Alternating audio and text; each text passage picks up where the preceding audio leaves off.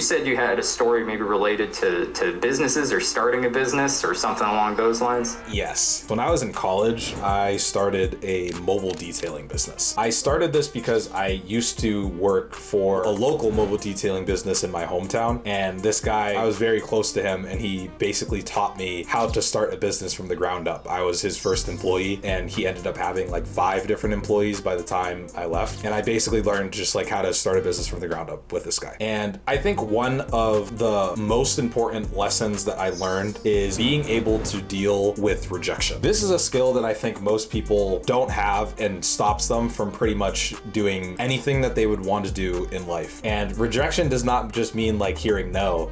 It means like putting out a podcast and getting no views, asking a girl out and getting told no, applying for a job and getting rejected. You know what I mean? The first 2 calls that I got for my business was one person calling me saying that if I see your sign out on the street again, I'm gonna call the police on you.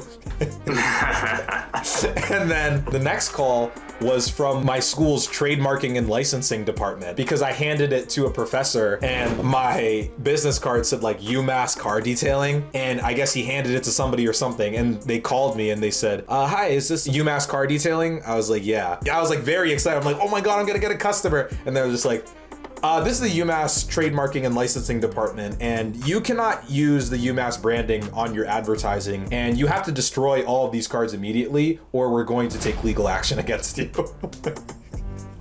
And I was... See you in court.